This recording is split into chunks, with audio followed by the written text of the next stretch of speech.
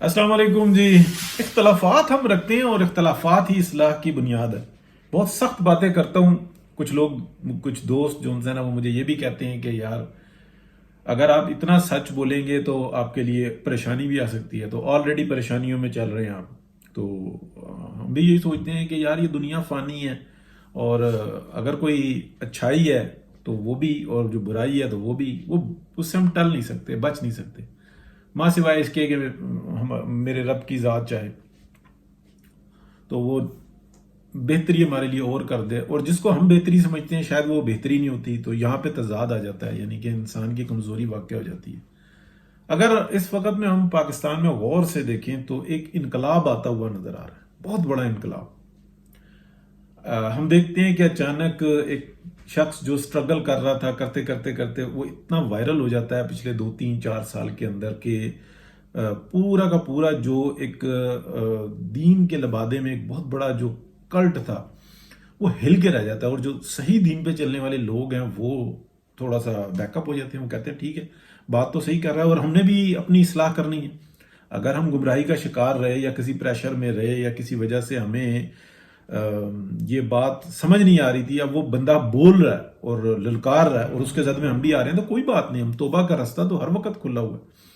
لیکن بات یہ نہیں ہوتی کہ توبہ اعلان ہو, اس کے اندر نہیں. ہاں دل میں توبہ کر لے, خاموشی اختیار کر لے, کیونکہ معاملہ اس کا اور اس کے رب کا, تو ہمیں وہ ایک انقلاب نظر آتا ہے. پھر ہم دیکھتے ہیں کہ پیچھے جب یہ ڈاکٹرائن آتی ہے, ڈاکٹر کے آنے سے پہلے ڈاکٹرائن چل رہی تھی. یہ بات یاد رکھیے گا کہ ڈاکٹرائن کی جو نا سلسلہ یہ چل رہا تھا, ایک جدید دور کا ایک جو ڈاکٹرائن تھی اس میں ہمارے سامنے موجود ہے, کسی کے نام لینے کی کیا ضرورت ہے, سب کو پتہ ہے. تو پاکستان کو کمزور کرنا, پاکستان کو مفلوج رکھنا, اپنی عیاشیوں میں اضافہ کرتے رہنا, اپنے ایسٹس میں اضافہ کرتے رہنا, اپنے ڈپارٹمنٹ کو مضبوط کرتے رہنا, انٹرنیشنل جو مافیا اس کو سپورٹ کرنا, اپنے بچوں کے مستقبل, یہی تھی نا ڈاکٹرائن. اس کے اندر وہ 100% کامیاب بھی نظر آتے ہیں ابھی تک, اور اس کا سلسلہ جاری ہے, وہ رکا نہیں. میرا خیال ہے کہ جو کیا کہتے ہیں جو جاری رکھے ہوئے نا وہ ڈفرز ہیں, ان کو پتہ نہیں ہے کہ ہم کیا کر رہے ہیں. بہت سخت بات ہے لیکن نظر آتی ہے. ان کو یہی نہیں پتا کہ ہم پیچھے جس چیز کو سپورٹ کر رہے تھے اس کے پس پردہ سازش کیا تھی. میں پورے یقین کے ساتھ کہہ سکتا ہوں کہ ان میں چند ایک کے علاوہ موسٹلی کو یہ نہیں پتا تھا کہ ہم جس ڈال پہ بیٹھے ہوئے ہیں اس ڈال کو ہی کاٹ رہے ہیں, لیکن اللہ نے بچا لیا. اسی طریقے سے اس انقلاب کی بات کرتے ہیں تو انقلاب میں اگر آپ دیکھیں تو جنرل حافظ صاحب جو نا وہ آ جاتے ہیں, حافظ صاحب آرمی چیف بن جاتے ہیں. وہ قرآن پاک کو اس طرح سے اس کو انٹرپریٹ کر رہے ہیں جس طریقے سے ہونا چاہیے. اب یہ نہیں کہ وہ 100% کر رہے ہیں, لیکن اگر کوئی بندہ 30 40 50% 60 70% بھی کر رہا ہو, تو مجھے نہیں پتا 30 ہے یا 40 ہے یا 20 ہیں, لیکن وہ کر رہے ہیں, تو وہاں پر معاملات کچھ اور ہو جاتے ہیں. یعنی کہ وہ لگے لگائے پڑھے پڑھائے اور رٹے رٹائے جو ملے ہیں جنہوں نے بہت بیڑا گرک کیا, دانشتہ یا غیر دانشتہ, وہ ان کے ہاتھوں نہیں چڑھ پا رہے. تو وہ حدیث کو اور ادھر ادھر کے ملاوٹیں ملا کے جس طریقے سے سپریم کورٹ میں اس کو اس سے ملاؤ, اس سے ملاؤ, تو لہٰذا نواز شریف فارغ. تو اسی طریقے سے وہ ادھر جو ہے نا حافظ صاحب جو ہے نا وہ نہیں آ رہے, عاصم منیر صاحب نہیں آ رہے جھانسے میں, اور ان کے ساتھ جو ہے نا ڈیفینیٹلی پھر نیچے جو ہے نا ایک پوری جو ہے نا فورس تیار ہو جاتی ہے, اور جو 2 نمبر لوگ ہوتے ہیں نا وہ کمزور پڑتے جاتے ہیں آہستہ آہستہ آہستہ آہستہ آہستہ. یہ ایک جو انسان آپ کہہ لیں قدرتی امر ہوتا ہے.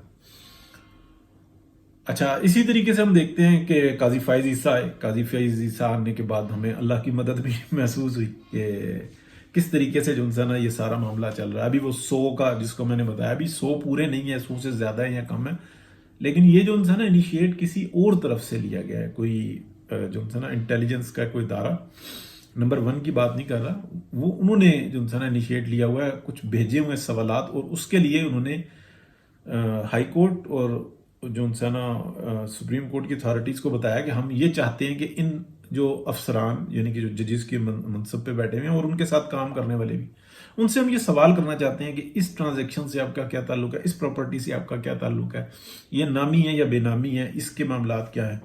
تو وہ سوالات گئے ہوئے ہیں جو میری معلومات میں آتا ہے. اب یہ چیز جو نا وہ گند کو مزید صاف کرے گی، مزید صاف کرے گی. اچھا، اس طریقے ہمیں مصلحت بھی نظر آتی ہے کہ بہت بڑے پیمانے پہ الیکشن کے اوپر جو نا سوالیہ نشان اٹھے ہوئے ہیں، لیکن ہر کھڈ میں انگل دینا ہر ایک کا کام نہیں ہوتا. یہ بالکل مصلحت بالکل ٹھیک ہے، میں اس پہ ایگری ہوں، لیکن مقصد سے ہٹ جانا وہ جو نا بنیادی طور پہ کیا کہتے ہیں غلط چیز ہوتی ہے. ہاں، چلنا چاہیے کہ نہیں چلنا چاہیے؟ نہیں چلنا چاہیے ایسے، لیکن کیا کریں، ہر وقت ہر کام ٹکراؤ اور بعض ٹائم جو ہے نا انتشاری وہ کرتے ہی اس نیت سے ہیں. جیسے میں نے آپ کو بتایا کہ آرکیٹیکٹ نے تو کہا تھا کہ یہ 8 10 یا 12 بندے جو ہے نا سائڈ پہ کر دو، انہوں نے 80 نکال کے رکھ دیے، 70 سے 80 نکال کے رکھ دیے پی ایم ایل این کے. اور پھر اس کے بعد انہوں نے کیا کیا، 25 30 جو ہے نا وہ ایڈ کر دیے گندے انڈے.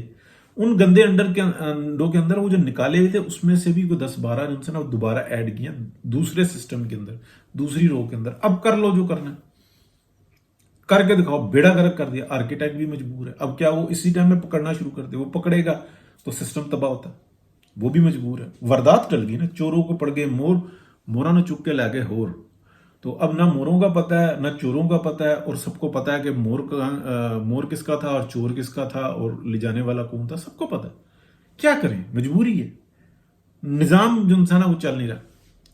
پھر ہم ایک اور بڑی زبردست چیز دیکھتے ہیں کہ میاں محمد نواز شریف جب انہوں نے شہباز شریف صاحب کو وزیر اعظم نامینیٹ کیا تو بہت سخت فیصلہ تھا. یہ بالکل جو ہے نا پی ایم ایل این کا جتنا کارکن تھا نا وہ لو کرتا ہے، بہت عشق کرتا ہے میاں محمد نواز شریف سے، اس سے برداشت نہیں. انہوں نے پوسٹیں سوشل میڈیا بھر گیا، ٹرینڈ چلا دیے کہ نہیں. لیکن حقیقت تو یہ ہے کہ وہ تو سیاست سے آؤٹ ہوئے ہیں، وہ تو اس ٹائم میں کنگ میکر ہے اور وہ چوتھی دفعہ وزیر اعظم بنیں گے. مجھے خود ایسا لگتا ہے کہ وہ بنیں گے. اچھا، اب یہ سسٹم کو چلانا تھا کسی طریقے سے. بہت سارے لوگ، جیسے اب نام لوں گا چند ایک کا تو اچھی بات نہیں، وہ یہ کہتے ہیں کہ شاید یہ سسٹم بہت لمبا چلے. مجھے نہیں لگتا کہ یہ لمبا چلے گا. ہاں، اس کی کنٹینیویشن آئے گی، یعنی کہ بڑا بھرپور قسم کا جو ہے نا پنجاب کے اندر آپ دیکھیں گے کہ کام ہوتا ہوا نظر آئے گا. جو کام پچھلے 7 8 سال میں ڈاکٹر عین نے روکے تھے نا، وہ کام چلتے ہوئے نظر آئیں گے. جو مجھے مطلب کچھ ہنچ ہے، کچھ معلومات ہے. اور اس کے بعد جو ہے نا یہ سلسلہ اٹھے گا. جبکہ میں بالکل وہ بندہ ہوں کہ میں نے بار بار یہ کہا کہ مریم نواز پنجاب میں نہیں آ رہی وزیر اعلیٰ کے حساب سے. یہ میاں نواز شریف کے ساتھ ان کے آفس میں کام کریں گی، وزارت نہیں لیں گی لیکن آفس میں ہوں گی. تو یہ میری جو ہے نا کچھ جگہوں پہ جو ڈسکشن تھی وہ سن کے میں اس معلومات کی بنا پہ جو ہے نا یہ بات کر رہا تھا. لیکن اب وہ سیکنڈ آپشن جو ہے نا چلا گیا. شہباز شریف صاحب اوپر چلے گئے، مریم ابھی بھی نیچے آ گئے. شہباز شریف صاحب کے بارے میں جو میری رائے ہے وہ بالکل واضح ہے، کھلی ہے. ڈزنز آف ولاگ دیکھیں، آج کے 4 سال پہلے 5 سال پہلے کے آپ دیکھیں، ایک رائے ہے، بدلی نہیں ہے. کیونکہ میں ان کی فائلز پڑھتا رہتا ہوں. اور یہ بھی نہیں ہے کہ یہ کوئی غلط آدمی ہے، یہ بس ایک ہر اس کام کو جو یہ کر نہیں سکتے یہ اس کو بھی کہتے ہیں کہ میں کر لوں گا. اور ان کے پاس یہ ہے کہ میں محنت کروں گا، سپیڈ کروں گا. یہ بڑے ڈیسیجن نہیں لے سکتے، یہ پیروں پہ نہیں کھڑے ہو سکتے. ان کی سرشت میں، ان کی فطرت میں وہ چیز نہیں ہے جو ایک لیڈر کی ہوتی ہے. یہ ایک جو ہے نا صرف ان کے پاس ایک فن ہے کہ وہ اپنے بھائی کو گھیرے ہوئے ہیں اور ان کو پتا ہے، ان کو احساس ہے اس چیز کا. انہوں نے پارٹی کو بہت نقصان پہنچایا، لیکن محنتی آدمی ہیں. میاں نواز شریف جو ہے نا وہ جس کے اوپر ہاتھ رکھ دیتے ہیں وہ اسی کو، شاید خاقان عباسی کو چاہا تھا بنا دیا. شاید خاقان عباسی صاحب کے ساتھ جو زیادتی ہوئی ہے، بہت سارا علم ہے، بہت سارے ولاگز ایسے ہیں میرے، آپ دیکھیں اس کے اندر میں نے بتایا، نام لے کے وجہ بتائی ہے کس وجہ سے. اور وہ ٹھیک ہے نہ رہا، اور پی ایم ایل این کا حصہ ہے. یہ کوئی طریقہ کار نہیں ہوتا. شاید خاقان عباسی صاحب کو بھی چاہیے دل بڑا کریں. چودھری نثار علی صاحب کو چاہیے کہ دل بڑا کریں، خود اپنے پیروں پہ چل کے جائیں. میاں محمد نواز شریف کے پاس جائیں، بیٹھیں، بات کریں کہ نہیں پارٹی نہیں، ہم ملاقات کرنے چاہتے ہیں، ہمارا پرانا تعلق. یار یہ ہونا چاہیے. جاوید ہاشمی صاحب کو چاہیے کہ وہ جائیں، ساتھ میں بیٹھیں، ناشتہ کریں، کھانا کھائیں، وقت گزاریں ساتھ میں اور اس کے اوپر ڈسکس کریں، میاں صاحب سے بات کریں. کوئی ضرورت نہیں ہے کہ پارٹی میں کیا ان کی سچویشن ہے، کیا نہیں ہے، کیا ملا کیا نہیں ملا. یار یہ طریقہ کار نہیں ہے. آپ ہر ایک کو چاہتے ہیں کہ جناب یہ جو جس کو اللہ نے اتنی عزت دیا وہ ہمارے پاس خود چل کے آئے. یہ کون سی فنکاری ہے، یہ کون سی ایسی بات ہے. تو مجھے تو ایک انا یا خود وہ بڑے یا وہ تھوڑا سا تکبر کی مجھے ایک شائبہ بھی نظر نہیں آتا.